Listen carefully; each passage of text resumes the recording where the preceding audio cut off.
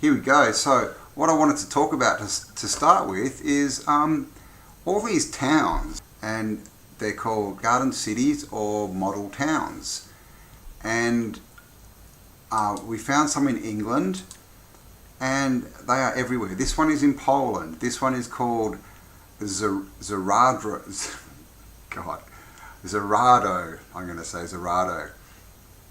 Is a town in a former industrial hub with approximately 41,000 inhabitants. It was founded by the Lubienski brothers as a textile factory in 1833. One of the directors of the factory was a French inventor, and the town developed during the 19th century into a significant textile mill town. Okay, so this is in Poland, and this was a textile town, and this is one of the buildings. So these towns are all pre-built. This is the deal. They're pre-built. So basically what the story that they give us is that some, wealthy magnate dude, landowner, who has a very big heart, comes in and buys vacant land and then builds buildings like this, massive cathedrals, massive, capital and government buildings, and then big, 2-3 story red brick houses for all the people that are going to become workers. And then what they do, they bring people in, they give them all a house, and then they give them a job. And they say, this is what you do, and they train them up, and before you know it, basically they've got a work crew. And within sort of, 10 years, you can imagine a lot of these people form couples, have children, all this stuff, and before long they forget what's going on, they're just working. And here we find ourselves 150 years later. But these are the kind of buildings that they were building.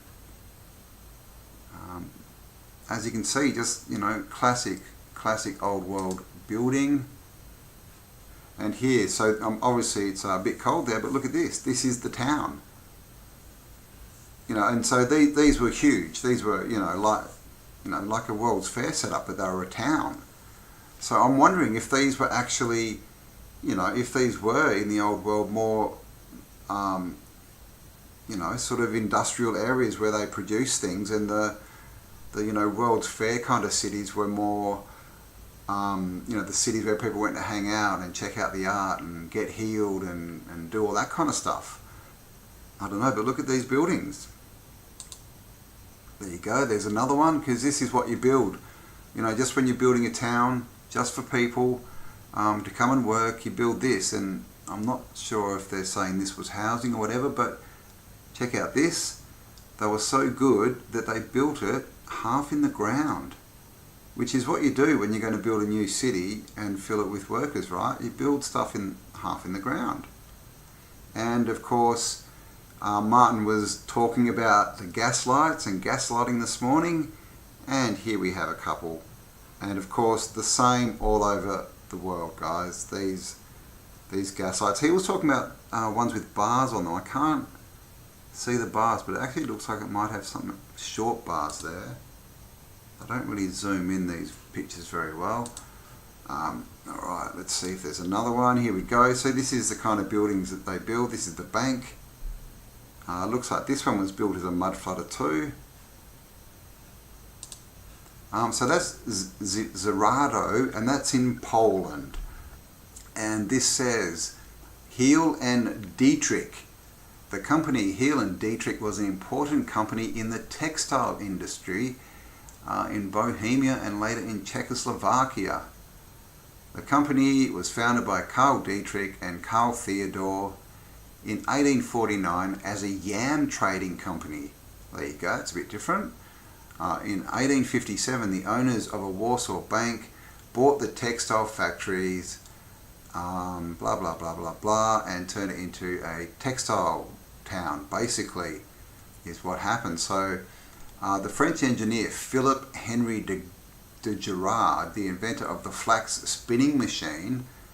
And there's lots of inventors, you know, who own these towns, which is interesting. They all sort of tend to invent the machines that they then use to in their factories. It's a little bit suspicious, that.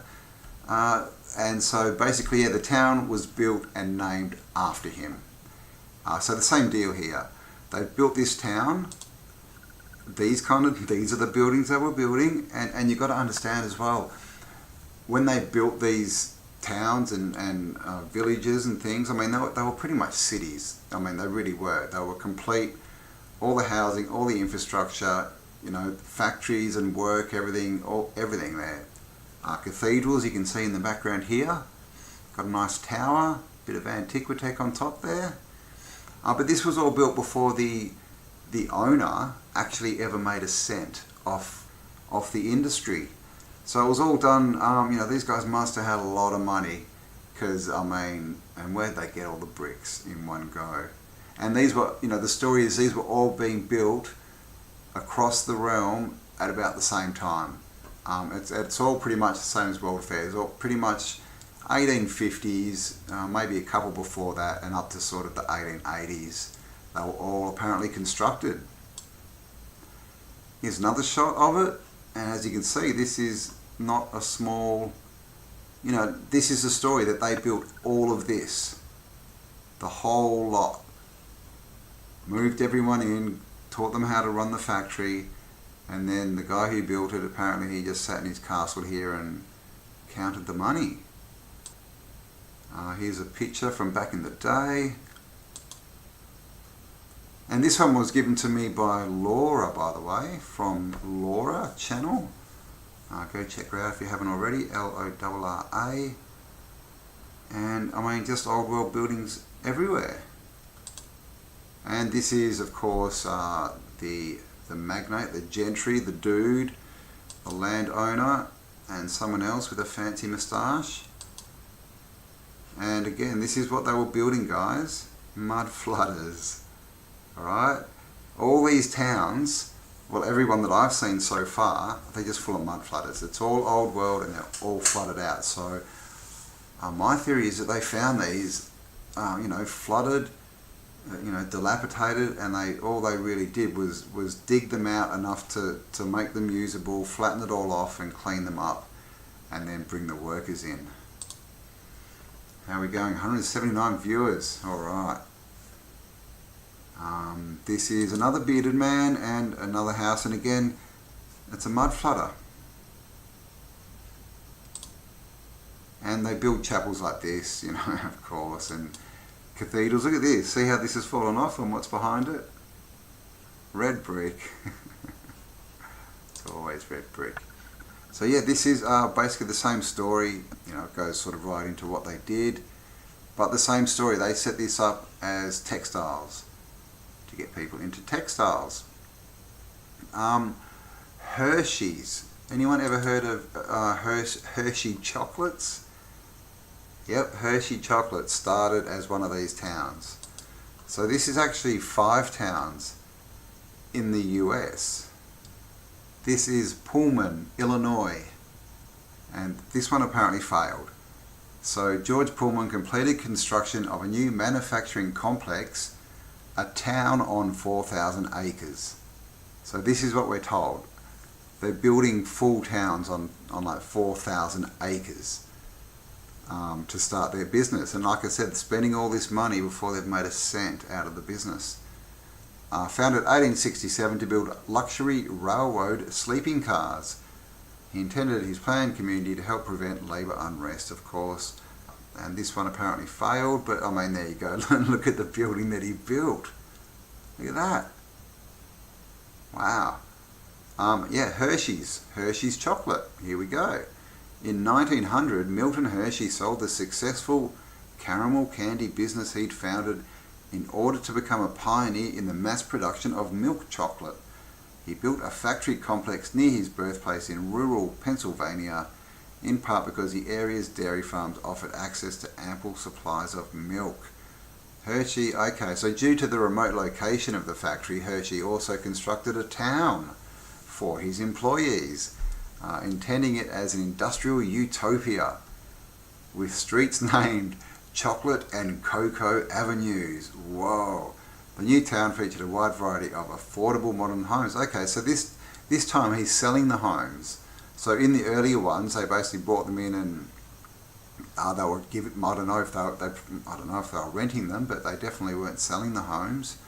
They probably obviously did later on.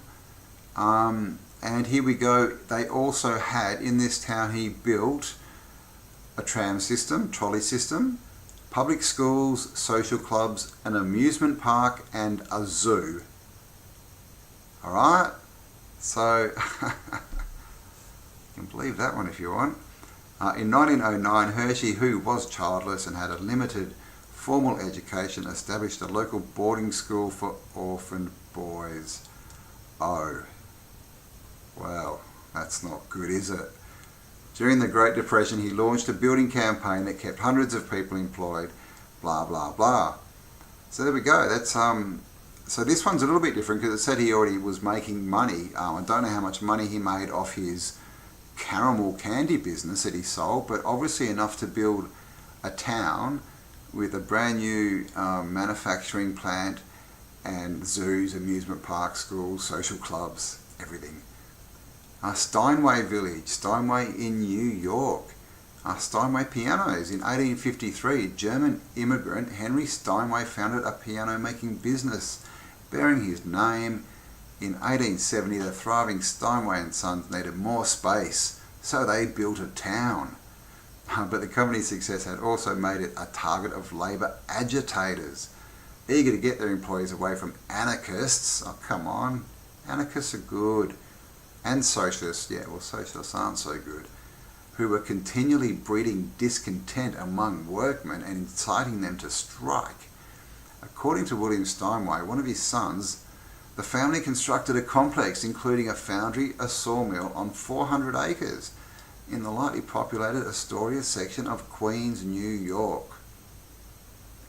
So there you go. He also established a village with housing for his workers, which gave him some control. So how's this story? Basically what they're saying is his workers kept striking. And so what he did is he built a town. Basically gave them housing, and I guess it was pretty much, well, if you strike, guess what? They're out on the street. You know, give them a bit of incentive, right? Roebling, New Jersey. A town that helped build some of America's most famous bridges. And again, full of massive old world buildings. In the 1840s, Prussian immigrant John Roebling launched a wire rope manufacturing business and began designing and building suspension bridges. Well, there you go. Why not? His best known project was the Brooklyn Bridge, which was completed after his death by his son Washington. John Roebling's three sons expanded their father's business, and in 1904 the family bought farmland south of Trenton, where the company had been based since 1848, to build a steel mill, and then along with the plant they built more than 750 houses, several hotels for unmarried working men, recreation fields, and an auditorium. There you go. The company also maintained housing, lawns, streets, etc., etc. But unlike George Pullman, the Roeblings did not try to control the moral lives of their employees. Well, there you go. That's nice of them. And Scotia, California, developed in the 1880s by the Pacific Lumber Company, which needed housing for its loggers and mill workers.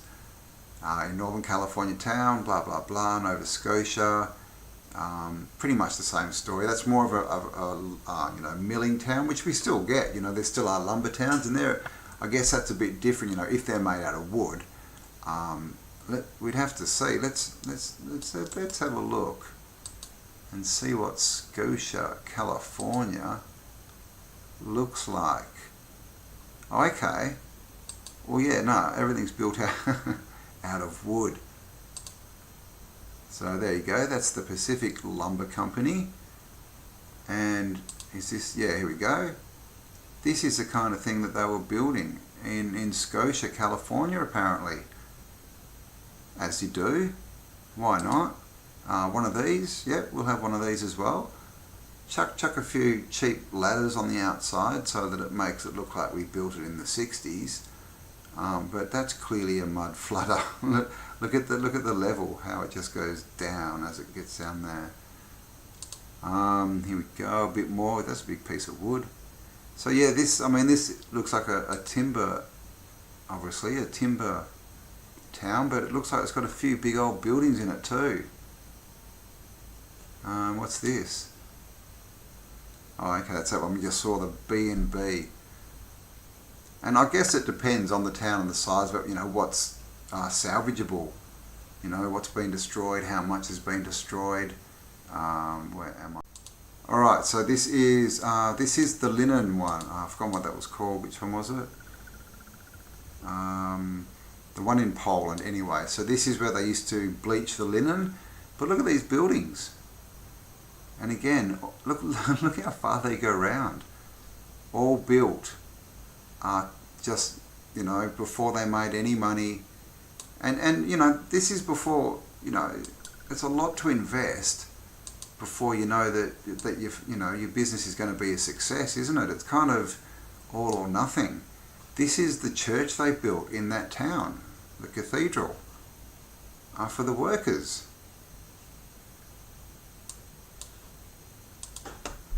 And these are the workers. So these are the people that were brought in the 1850s, and around that time, sort of. It wasn't all at once, of course, and we know that date, right? The 1850s. Of course, 1851 was the first, sort of official World's Fair, World's Exposition in London. And at the same time, people were getting released, as far as we can tell, orphans into these fairs and getting, indoctrinated, given diplomas and things. And it seems that the other, the rest of the population were thrown into these work towns.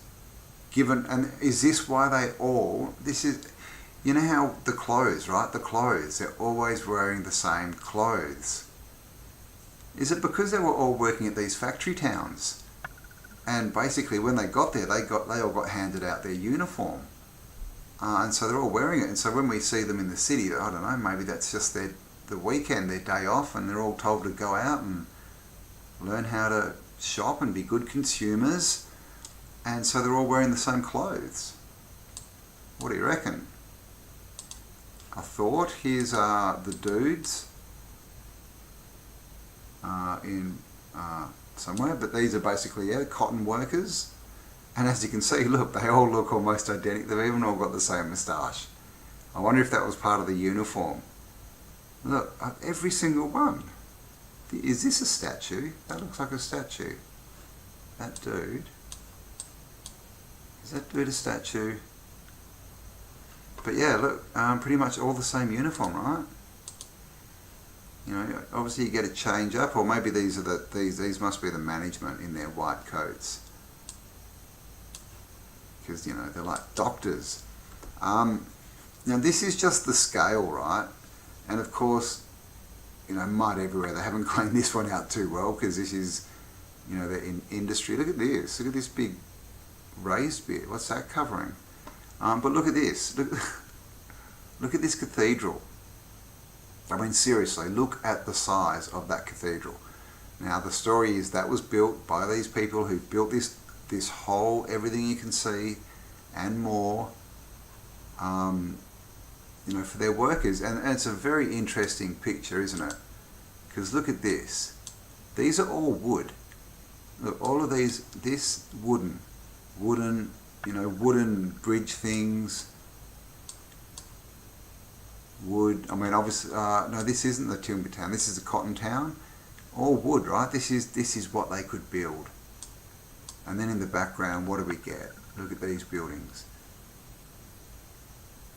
Okay, so the story is that this was built as a business, as a business, and so he's going to build the chapel, 10 times bigger than it needs to be, and use all those materials, and then only have use actual just wood and wooden sheds for his actual business. where they're storing stuff. I mean, what do you reckon? Strange story, hey? Here's another pic. Same place. This is the top of that cathedral. As you can see, look at this. This is what you build when you're just building a town, right? Look at that. Antiquitech. Don't know what that is in there. But there you go. I mean, how long do you reckon that would take to build? That's the other thing about these towns. When you look at them, I mean, they would, they'd take decades to build. And but I don't even know what the dates are. I don't think I've seen any dates given to how fast they built them. They just kind of say they built them. And they just whacked them up. This is inside. I just found this interesting. This is back in 1900. I've got a date there, no, but look at the machinery. It's all pretty, it's pretty high tech for 1900 really, isn't it? And it's, look, just the way it's laid out, all this stuff up the top here. This is all, okay, that's winding wheels. This is the thing. Did they find all this set up already and then just reuse it? Because they were clearly making good textiles back in the old civilization. We've seen the fashion. Here again, this is what they were building. And of course, like every good garden city, you build mud flooders. You can see these windows, they all go straight into the ground. And always directly under the window above them. And of course, when that happens, you then need to build stairs up to the higher floor so you can get in. And see, these are wooden stairs. Look at that. You can see the shadow. It looks like they're just wooden. They're not even, it's not solid. So they could build this building, but they couldn't even do solid stairs. No, that's just a bit of wood. Just a bit of wood. Wood you could. How are we going? 245 viewers. Hello. Oh, I just lost 2. I mustn't be doing a good enough job. Alright, here's another pic. And of course, in the ground, just like, the palaces, everything, it's all through Paris as well. More pics of mud flooders. So this is all the same town, guys. All these pictures, everything you've seen, all in the same town. And here we go. Look at this chapel. That looks like the one, in Paris, doesn't it? That huge one in Paris that you see? It's in the old black and white film. That looks a lot like it. I can't remember if it's got the 2 spires or not. But if you know, what's that one called? Can anyone remember? It's right. Is it St. Peter's? Oh God, that's not very good. But yeah, I mean, again, look at the size, But look at that. This is a 3-story building here. And look at the size of this thing. Redunculous, I tell you, redunculous.